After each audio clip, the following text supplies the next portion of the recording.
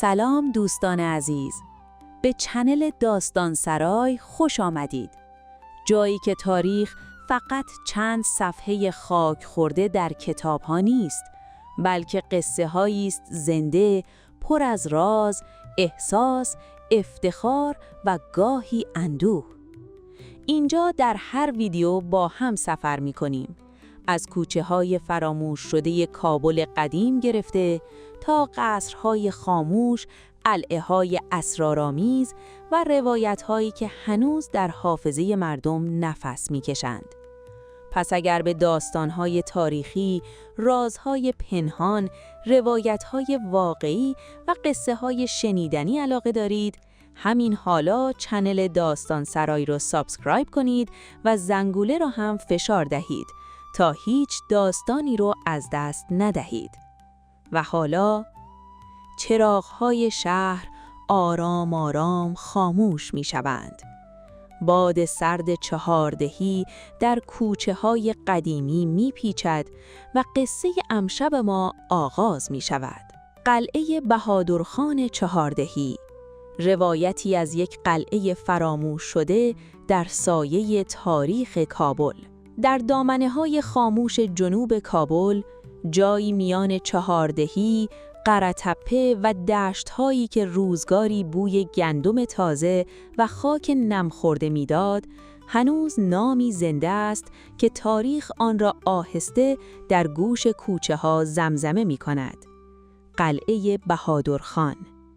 این نام فقط نام یک محل نیست، بلکه باقی مانده قصه‌ای است از کوچ، قدرت، وفاداری، جنگ و خانواده‌ای که روزگاری در قلب تحولات افغانستان ریشه دوانید.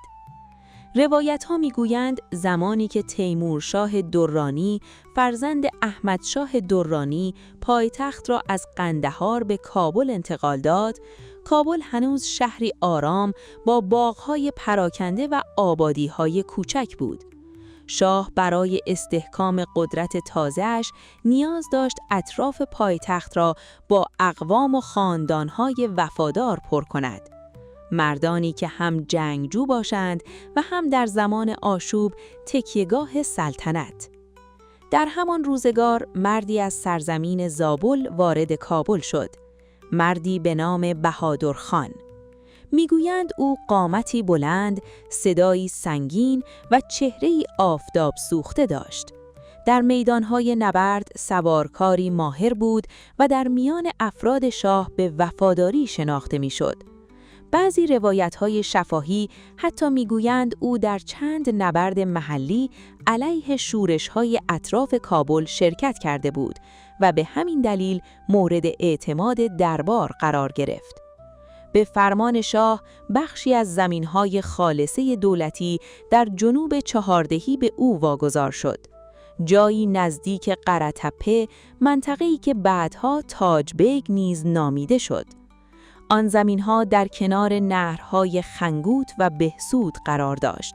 نهرهایی که مثل رگ‌هایی زنده آب را به کشتزارها می‌رساندند و زمین‌های خشک را سبز نگه می‌داشتند.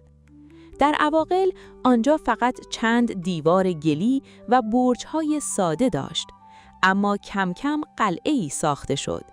قلعه‌ای با دروازه چوبی بزرگ، اتاق‌های گلی، طویله‌های اسب و برج‌هایی که شب‌ها نگهبانان از بالای آن دشت را زیر نظر می‌گرفتند.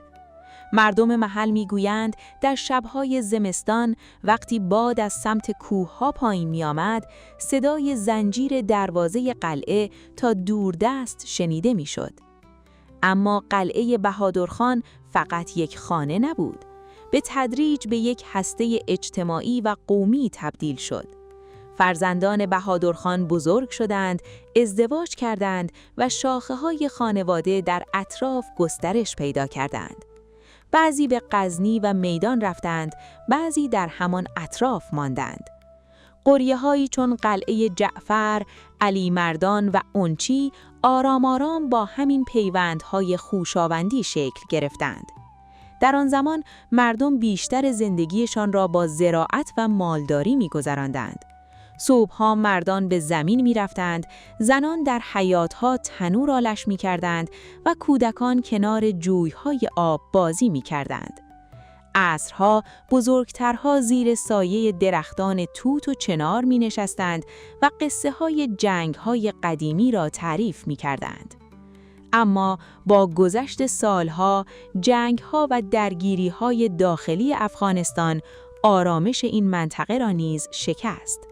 بسیاری از خانه‌های قدیمی آسیب دیدند. بعضی خانواده‌ها مهاجر شدند، بعضی هرگز باز نگشتند. روایت است که در یکی از سالهای جنگ بخشی از برج ادیمی قلعه فرو ریخت، برجی که گفته میشد بهادرخان خودش نخستین خشت را آن را گذاشته بود. پیرمردان محل هنوز قصه ای را زمزمه می کنند. میگویند شبی در اوج جنگ وقتی راکت‌ها بر فرای کابل می‌گذشتند، یک زن سالمرد کنار دیوار نیمه ویران قلعه نشسته بود و زیر لب می‌گفت: این دیوارها جنگ شاهان را دیده بودند، اما هیچ وقت فکر نمی‌کردند روزی فرزندان همین خاک خانه‌های خودشان را ویران کنند. امروز اگرچه از آن قلعه بزرگ تنها نشانه‌هایی پراکنده باقی مانده، اما نام بهادرخان هنوز زنده است. کوچه‌های خاکی دیروز کم کم آسفالت شدند. زمین‌های زراعتی جایشان را به خانه‌ها و ساختمان‌های تازه دادند. صدای اسب و زنگ کاروان‌ها خاموش شده، اما صدای موتورها و زندگی شهری جای آن را گرفته است. با این همه، تاریخ هنوز در نفس این محل حضور دارد. گاهی وقتی غروب بر چهاردهی می نشیند و باد از سمت دشت‌ها می وزد، انگار کابل قدیم دوباره زنده می شود. انگار هنوز سوارکاری از دور پیدا می شود. مردی با لباس غبار گذاشته که آرام به سوی قلعه‌اش باز می گردد. بهادرخان، مردی که نامش بعد از قرنها هنوز در حافظه کابل باقی مانده است. و اینگونه قصه قلعه بهادرخان در میان کوچه‌های خاموش چهاردهی به پایان می‌رسد. قلعه‌ای که روزگاری صدای اسب‌ها، نگهبانان و مردان جنگجو در آن می‌پیچید، امروز شاید تنها نامی در میان خاطرات کابل باشد. اما تاریخ هیچگاه کاملاً فراموش نمی شود. دیوارها می ریزند، عدمها می روند، اما قصه ها می مانند. شاید همین حالا در یکی از کوچه های قدیمی چهاردهی باد آرام از کنار دیوارهای کهنه عبور کند و هنوز نام بهادرخان را آهسته با خود زمزمه نماید. اگر از این داستان لذت بردید و دوست دارید روایت‌های بیشتری از تاریخ، رازها و قصه‌های فراموش شده افغانستان بشنوید، حتما کانال داستان سرای رو سابسکرایب کنید و این ویدیو را با دوستانتان شریک سازید. تا دیداری داستانی دیگر، شبتان پر از آرامش و دلتان پر از قصه‌های زیبا. خدا نگهدار.